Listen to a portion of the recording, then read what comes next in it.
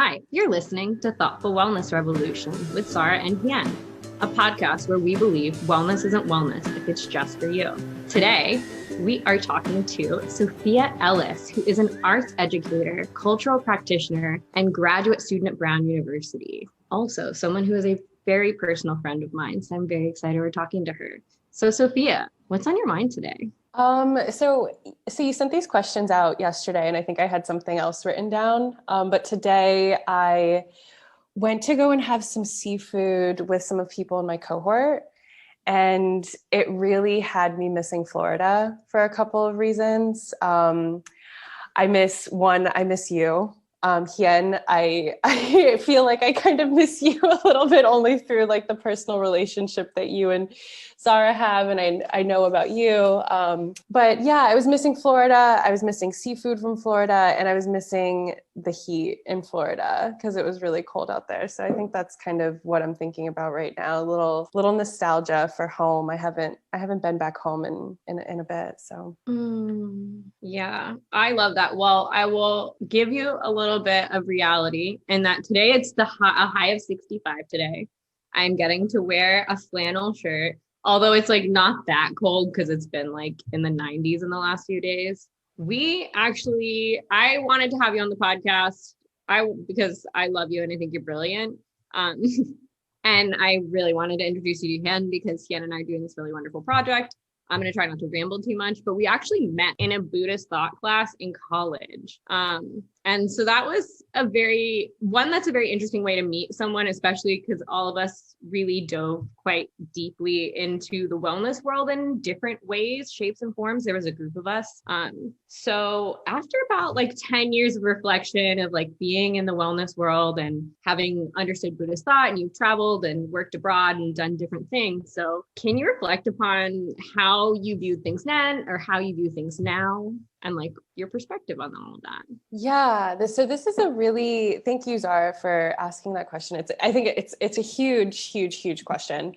And I think a lot of it, I would definitely say that Buddhist thought class is what sort of sparked definitely my wellness path and my wellness journey, for better or for worse in a lot of ways. And I don't only like singularly want to focus on like some of the negatives of it. There was a lot of things that happened in that class that awakened me to like how my inner path is supposed to be and my alignment of my inner path. But there was a lot of trouble, I think, that I started noticing when I was in that class. There was, and I notice it now. Okay, so I notice it now, but looking back, I was like really sort of blinded by this like cult-like experience, this like type of escapism into wellness and yoga spaces. I think I'll maybe give a little bit of background into my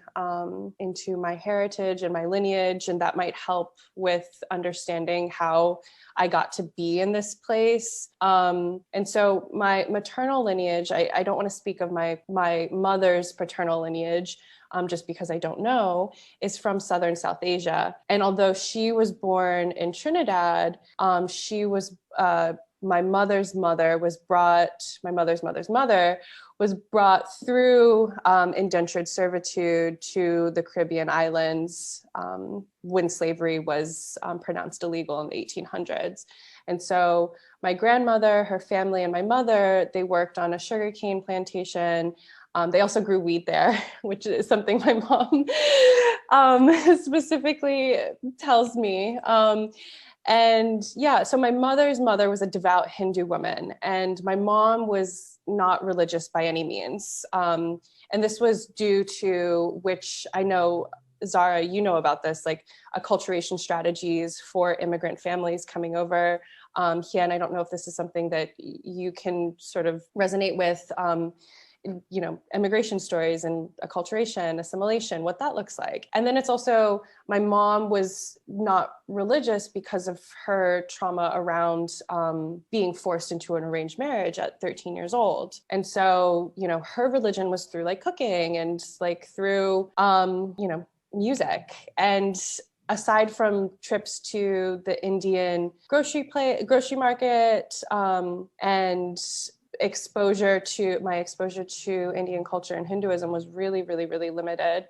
And so a part of me in going into this Buddhist thought class was interested in, this door, like sort of opening up into, another world, like wanting to explore my own roots and wanting to figure out what that was. And, so I think it was just everything was just the right place and the right time. I was leaving home for the first time. We were in college. We were at UCF, and and I say escapism because my home life wasn't necessarily the greatest. There was substance abuse, alcohol abuse, and trauma that I wasn't really ready to deal with at the time. And so any sort of sense of community felt good. And that was what like wellness communities and yoga communities at that time period for me provided, was a sense of community.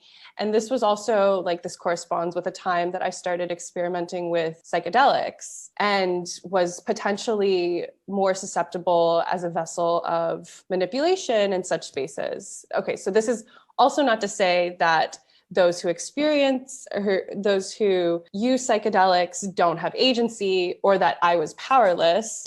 I just think the sort of oneness that you feel and universal, and I use scare quotes here very purposefully when I use the word utopia, this idea that comes with psychedelics and like being transported into a space that like exudes connectedness. And yeah, it was a combination of all of these things. So I know, Zahra, that you have similar feelings around that. I don't know if any of what I said resonated. Yeah, no, absolutely. So much of it. And I love that you brought up the point of the dangers of psychedelics within the wellness community, because first and foremost, I think you brought up two really important points, is that a lot of people are coming into the wellness world, spiritual communities, because we're missing something in our lives, right? So many people are coming because they're like, I'm lacking something, I'm missing something, I have trauma that's unresolved, I'm looking for connection, whatever it is in the world. And it's so easy to go into these spaces where there's feel-good stuff, like, oh, feel-good yoga and feel-good meditation and, easy, fun stuff, like goat yoga and all these great things. And, like, that's cool, but that's not what those practices necessarily are. And in those spaces, when you are vulnerable in those spaces and they're not trauma-informed practitioners, when they're not practitioners who are owning and doing their own work and learning from lineages of responsible ancestral people, then you end up with a lot of, actually, Hien and I were having this conversation before you got on the call, which is like where wellness is kind of like the MLM world. There's this like weird hierarchy and they like promote it in certain things. But like, so you can fall into these spaces where these wellness spaces become cult-like. Like, think about QAnon stuff, you know what I mean? Like, all that stuff is like disconnecting from like, cause that I think of that Riot guy. I don't even know if I mentioned it on the podcast, but I've mentioned it before because it makes me fucking furious, where he was like, the guy who wore the bear mask in the riots. He was like, I can't eat this food in prison because it's like not organic. Actually, this really ties into what Hien and I were talking about, because it's not organic and it will like it will calcify my third eye or some shit. And it's like, if you understood chakras at all, you wouldn't be saying this. And like, there's the hierarchy of like what kind of food you're putting into your body, the hierarchy, like I don't know, there's so much disgusting stuff going on there. That's the best way to put it. It's disgusting. It's disgusting, but it's not like people come into it because it's disgusting. It's because there is something to it that gives you like half of what you need. Like if you need community, or if you need, just some kind of form of relief from whatever else you might be dealing with, it does give you that. And even with the hierarchy BS, sometimes that just helps to kind of structure your world. Like it's seductive in that way. Like, it's not all disgusting, even though it is. There's something to it that I think makes everyone, and probably each of us, interested in, you know, wellness and any parts of it, Buddhism, Eastern thought, and all that. And I find that part to be an interesting thing, is that, I don't know, duality. Well, and the nuance too, like we talk about nuance all the time, where it's like, you know, we want to think about, like, it's not black or white. There's so much nuance to the conversation where it's like really more gray than it is black or white ever. So many of these practices are beneficial. There are things from these practices that adhere to stuff that we don't necessarily want to bring forward, and there are practices that we want to preserve and protect ancestral lines. You know what I mean? There are two different sides. There's so many pieces to the puzzle of wellness, and I think, yeah, it's easy to look back and see how all the ways when you just started into it, you were easily manipulated. You know what I mean? Yeah, I think like maybe with the two of you too, like definitely, I think age played a huge part in that too. Being a susceptible 18, 19-year-old is completely different than like being like, you know, not saying that it's less likely as you get older, but I feel like it's completely different in a lot of ways. And something that you kind of both were talking about, like this sort of like binary of yoga and wellness spaces, I think that they in itself create a binary of like mainstream culture and not mainstream culture. Like there is really no in between. And like the spaces that I was in the past was like, you know, there was this like sort of utopic fantasy that was like diverse, it was welcoming, it was separate from mainstream society, where others like had, like you were with others who had this distrust of like these like violent and antagonistic structures. And like, although there were these elements, like these elements were like, although these elements existed, they were still rooted in like this white liberal imagination of utopia, where like people can exist in this space without like police brutality, racism, homophobia, you know, and like be sanctuaries. And I think that not all of them are like that, but those are the spaces that I saw myself in. Like, you know, where they were quote unquote sanctuaries, but they were still abiding by like cis heteronormative patriarchal society. Yeah. So I think really one thing I kind of noticed is that as we were going on these spiritual journeys, which I am putting in big quotation marks in case you are listening to this verbal or like audio versus watching us, these spiritual journeys and looking into wellness and like looking to wellness to kind of fill a hole, I'd say, that kind of comes, like wellness is a piece of filling that hole for sure, of like, you know, taking care of yourself and, you know, being connected to something bigger than yourself, whether that's community, whether that's universe, God, spirit, whatever that is for you. I think you found art, and that was one thing that was really important for you. And that was like what your undergraduate thesis was is interdisciplinary studies, whoop, whoop. So shout out to all the disciplinarians out here, interdisciplinarians out here, making new ways in the world. But one thing you also focused on was education. And you've actually been an educator in the capacity of being, I know you were an after-school art teacher, or an in-school art teacher, because you worked with a program that was similar to a program that I worked in. You've taught English abroad, and specifically you've taught English abroad in Vietnam. And what's really exciting is Hien is Vietnamese. So, and you've also taught abroad in Mexico.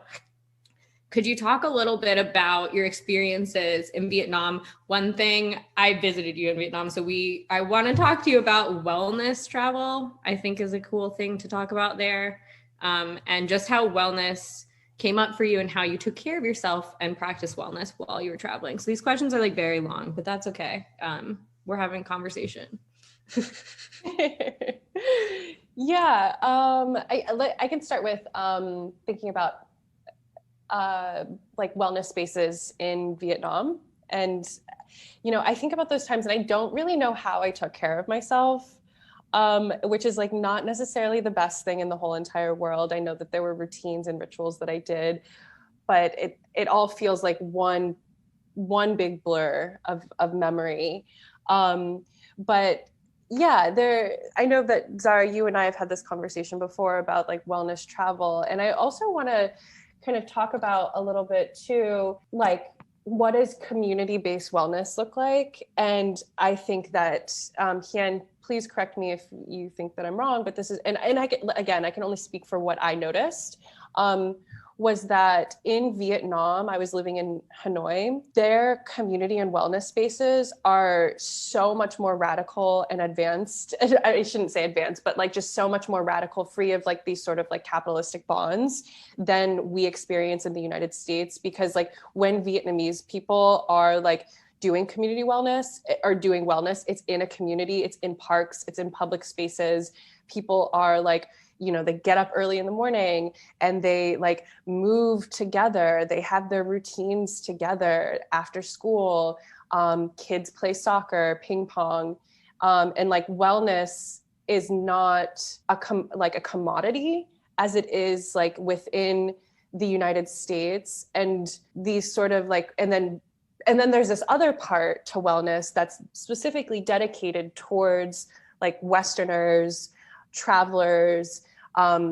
If you've heard the word expat before, those people, I hate that word. And so you might have heard other people say this, but yeah, so people who are traveling, coming from foreign countries, looking for like, you know, cheap labor to like go to spas, you know, visit temples, you know, go to baths, you know, there's just all these different like types of wellness. And like the yoga class, there were yoga classes there. They were incredibly expensive, like unattainable for a lot of the, like middle class, lower middle class Vietnamese residents. And so, yeah, I think there's like these like two different sides. There's like the side that's dedicated towards wellness tourism for Westerners.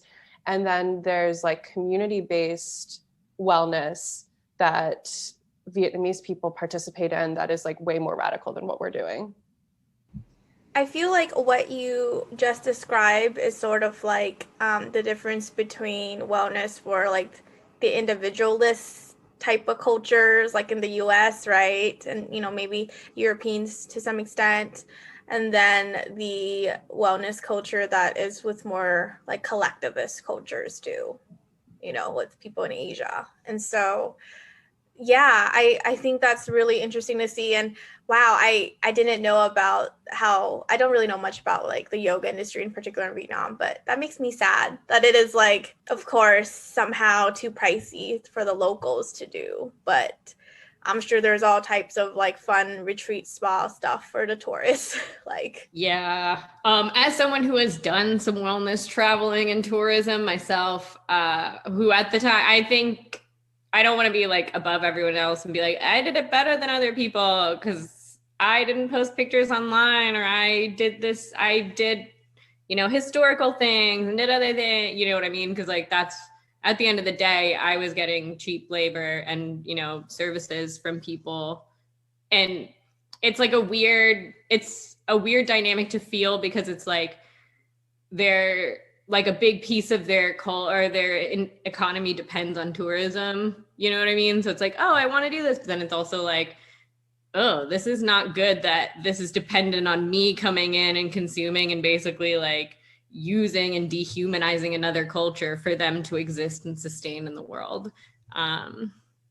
And I also, as a person who like tries to do my own anti-racism work, when I was traveling, I was so shocked to hear the racism and see the racism of white and Western travelers, that I thought was very fascinating. Like, why are you coming to another culture literally just to consume? Like openly racist? Like, yeah, I was in a restaurant once by myself, and there was a man, and he was American, and he was spouting off just the nastiest garbage about people of color, indigenous people, Black people, Jewish people, Arab people, everyone was on the chopping block for this man.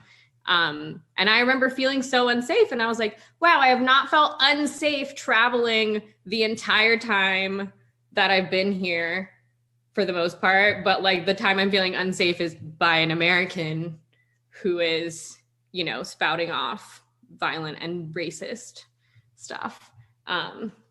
So I do think it's just fascinating to me to see how much, and that guy, literally, I was supposed to go to an ecstatic dance class, which in and of itself is a whole different conversation of appropriation of like dance and, you know, culture. And that's a different story. But I was going to go to this ecstatic dance class. And then as I was leaving, I heard that man telling this woman next to him about how she should join him at this ecstatic dance class that night. And I was like, oh, well, I'm definitely not going to that now, you know? And it's like just fascinating because it's like this guy is a part of wellness tourism, you know what I mean? Like he these are the people, it's not just people like me who are like, oh, I want to learn about this culture and see the world. And I'm still appropriating it. It's not like, you know, taking that part of it out, but like, I want to learn about or not appropriating. I'm still like, you know, abusing this culture and participating in capitalism and so many things that I'm not going to talk about because we don't have time and I want to ask questions.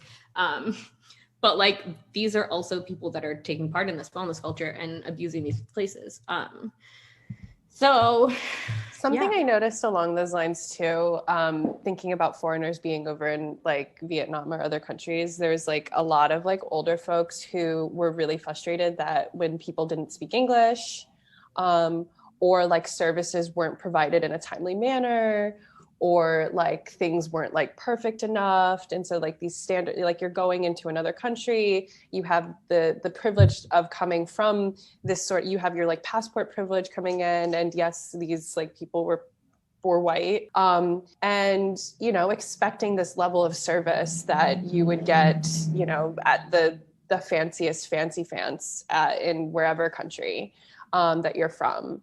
And that, to me, it's like, it is so heartbreaking. There are like these elements of like travel. There's like young people coming over and the like, you know, the young adventurer, the digital nomads, the like, you know, the people who are like have privilege in one way and like are sort of, you know, whether they're purposefully taking advantage of certain systems or not. And then you have like older folks too, who are like coming over and like demanding and expecting. So, and not to say that I wasn't, you know, like I definitely had my hand in like going to places and like wanting to go to a spa. And, you know, I'm also not free of some of these actions that we're talking about here. Yeah, exactly. Well, and like, that's the thing is like, I don't know at this point right here and right now that there is a way to travel to these places. I think there are ways. I think it's not common to find ways to travel to these places in which you are not exploiting or dehumanizing the people and the culture that you're going to, and the country that you're going to visit. Yeah.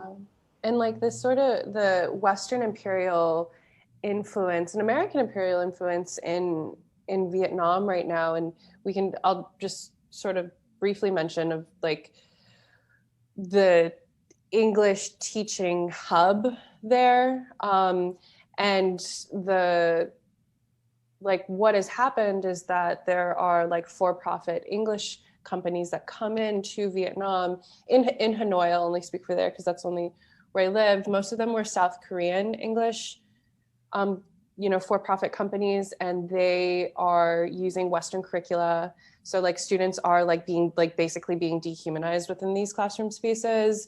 They're like told to like completely relinquish everything of themselves and like become this other person. And like parents are paying, you know, crazy, ridiculous amounts of money. You know, lower middle class families are putting as much money as they can to get their child to learn English, to like potentially be in the English, quote unquote, international English speaking world. And like the problems with that. So it's like, yeah, there's a lot of like harm going on in these English classes, and the learning process that's taken place is like really upsetting. And also why, you know, like I wasn't there for that long and I didn't know. And like, someone coming, so I went to public school when I was younger. I went to public school my whole entire life. Even in my undergrad, I got my undergraduate degree from a public university. And this sort of like banking model of education where like it's unidirectional, it's like you deposit information into the student. Like that means like you're basically saying that like that thing, you're making it a thing as human bodies, you're dehumanizing them and saying that they can be owned and commodified through that sort of teaching mechanism. That is being replicated now in these places. And like, it took a really long time for me to really unlearn that, you know, like what teaching really meant, because my whole entire life I was only taught this unidirectional like way of teaching. And I replicated that in Vietnam, not really knowing another way. And, you know, that's something I think about quite often. And like, that's a whole nother conversation on like how education systems just in general need to be completely. I feel like Zahra is going to want to talk about that. Yeah. Zahra always wants to talk about education. This is like, I know, I was like, this is my jam, is talking about how fucking disastrous the banking model of education is. And it's fascinating to see how it ties in to imperialism, because it's an idea, like the blank slate is an idea that comes from, I think it's like Rousseau. So it's like an old idea, you know what I mean? That like children are fucking empty, just fill them up with stuff. And the models of education, like we always like pride ourselves in our education system of like, oh, we value John Dewey, but like you didn't adopt any of his fucking practices. You literally went with Horseman's practice. I'm really gonna drop some names here, but like Horseman's practices of like, okay, like we basically need to train kids so that they can go into the fucking workforce. All right, how do we do that? With bells like fucking dogs. I'm getting a little ahead of myself. I'm getting flashbacks of being in school, y'all. I'm like, no. Yeah. So there are just like numerous problems with that in education. So I guess that kind of brings us into our next question, which is like, as someone who has taught art, as someone who is an artist themselves, as someone who is an educator and a student, can you talk a little bit about the relationship, and an interdisciplinarian, sorry, we need to include that because it is important here. Can we talk a little bit about the relationship between art, education, and wellness? And we can all really chime in here, but I'd love to hear what Soph has to say as an expert in art. Oh my goodness, it's crazy to think about. I don't know if expert would be the right word. Yeah, so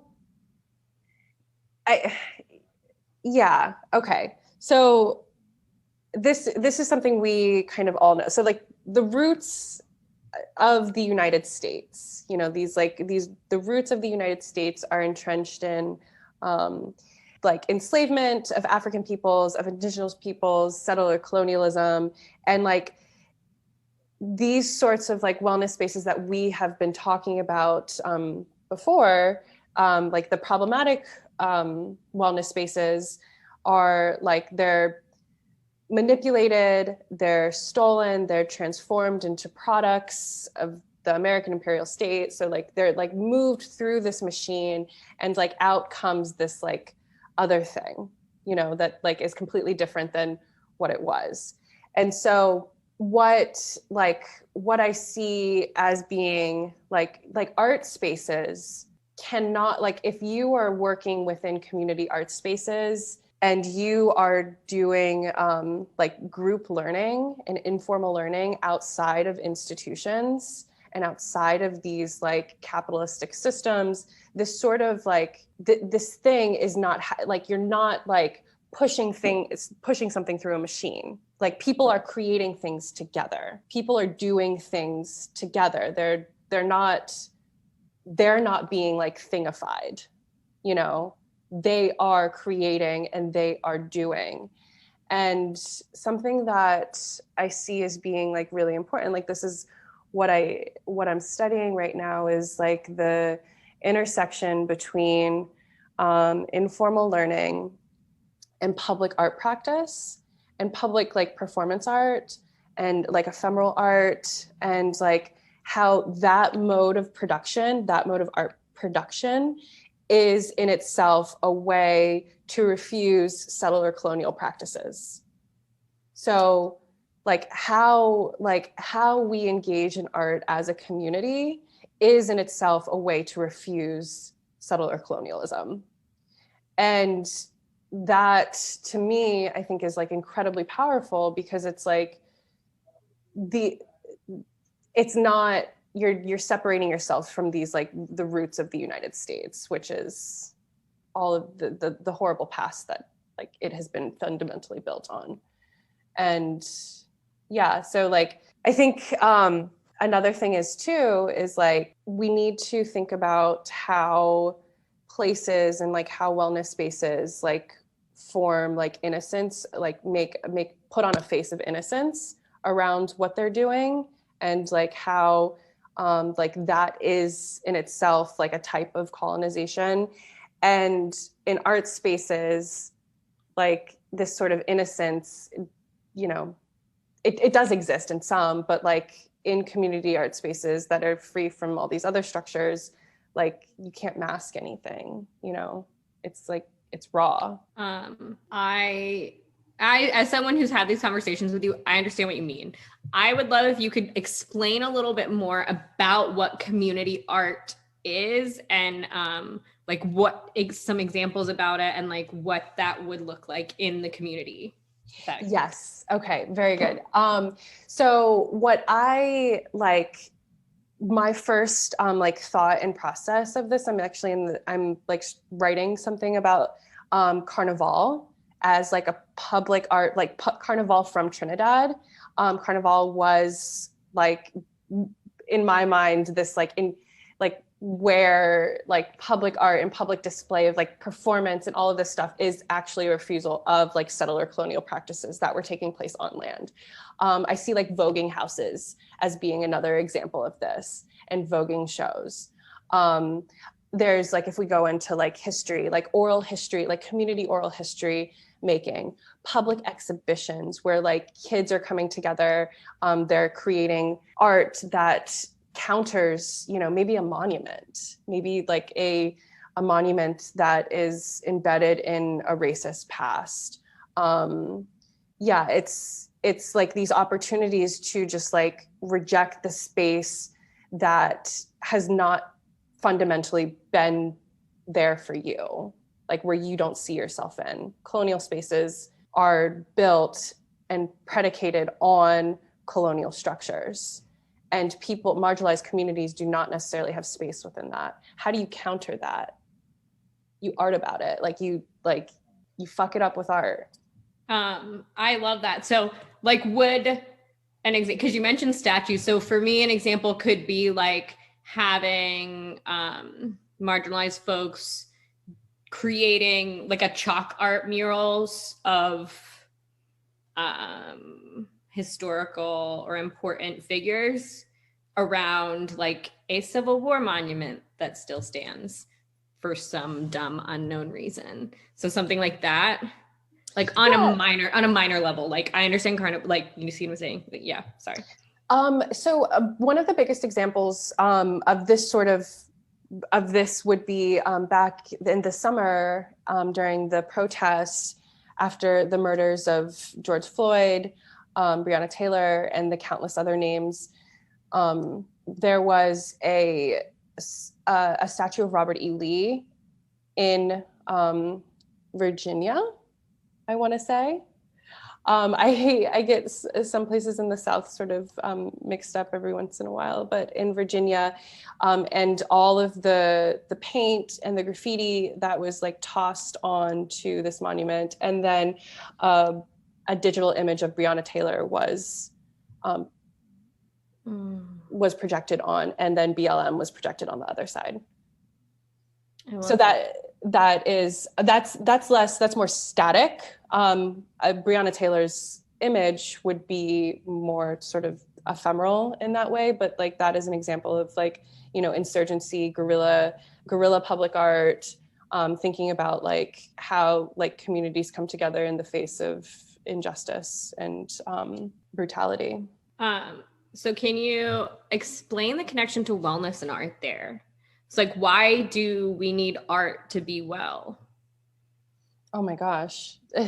There's no other option. You can't not have art and not be well. Like, so art, this is one of the things that I'm in conversation a lot with people, is like, when you think of art is not just like painting.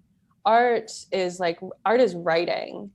Art is, you know, it's poetry, it's performance, it's dance, it's all of these different mediums that, like, it could be physical, it could be like physical and like plastic arts, you know, sculpture, that kind of stuff. It could be film, you know, there are all of these different avenues, and all the things that I said, imagine a world without that. And these are places that people sift through their like traumas. These are how people like sift through, you know, the inner workings of their lives. They like how they handle, how they handle themselves, how they keep themselves alive, you know, how they push forward, how they share, how narratives are being shared. And to me, in my mind, there's like not, it's like the world doesn't exist without that. Yeah, I think that's really beautiful, and I think that's so important. And for me, I think everyone heard a little bit about how passionate I am about education. Is like education and art are part of wellness to me. And I think there are things like anti-racism work, decolonization work. Like there's so many things to me that are part of wellness, because as our fucking intro line is wellness isn't wellness if it's just for you. If it is individualist and versus collectivist, it is not for the community. It's not like, okay, great, you might feel really like nice and like relaxed after your restorative yoga class, but like cool, what are you fucking doing in the world around you? And shouting out super racist stuff and then going to an ecstatic dance class. Exactly. And that's where I think like art and education play major roles in developing wellness in us. That is, I mean, ideal, not education in the sense of like banking model education, but education in the sense of like learning and facilitation of education and creating informal and formal based learning spaces that are person-centered and human-centered versus item-centered. Yeah, other-centered, item-centered, consumerism-centered. So Hien, I'm curious where you about your definition of wellness. My definition of wellness? Yeah.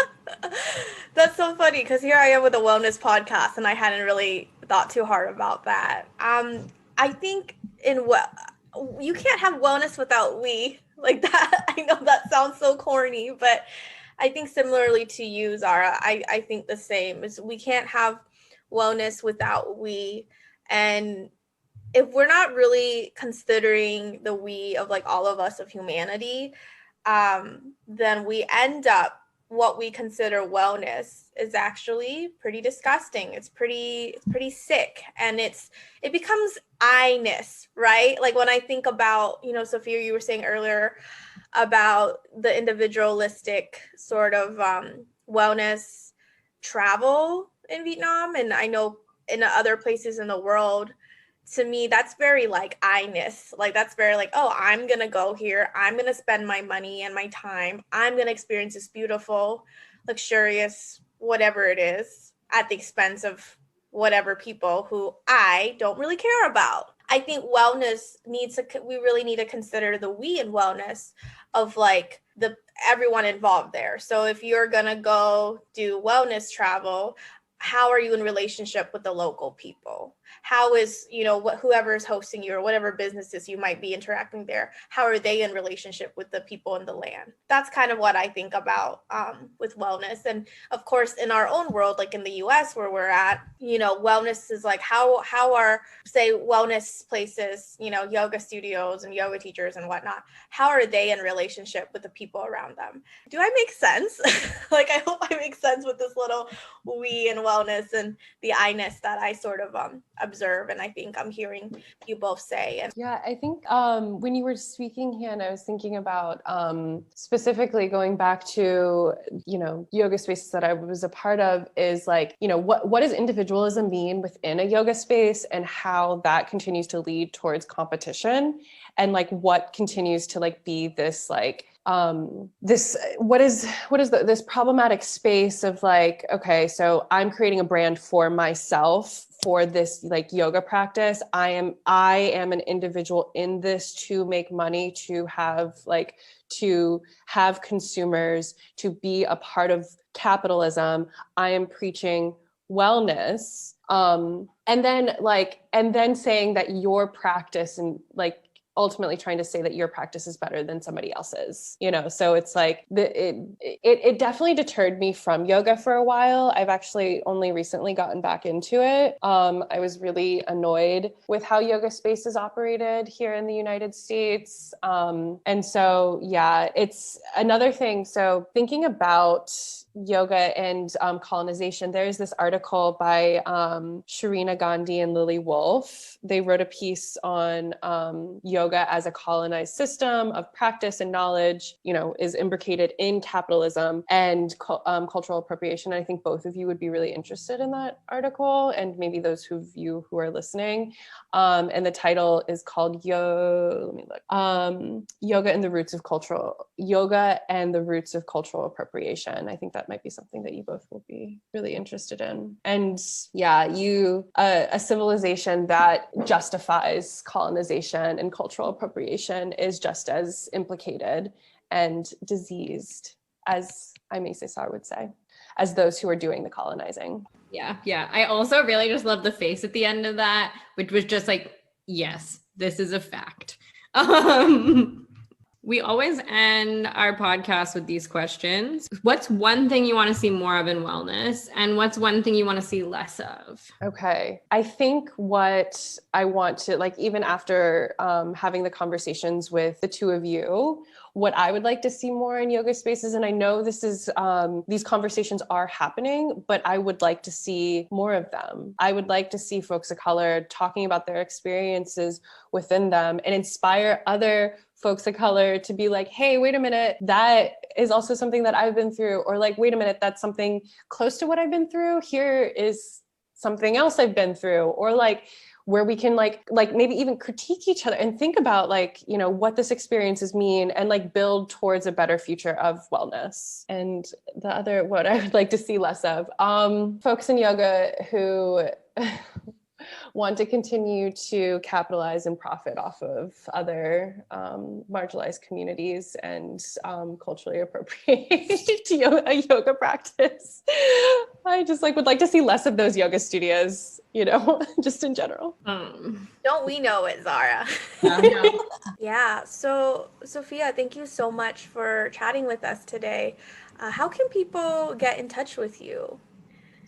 Oh, that's another really awesome and wonderful question. I am I've taken a break from social media. I have my email, Sophia_Ellis@brown.edu to reach out to. I will be opening up my social media back soon, but right now I'm off the grid, as they say. Totally understandable. Totally understandable. And that is awesome.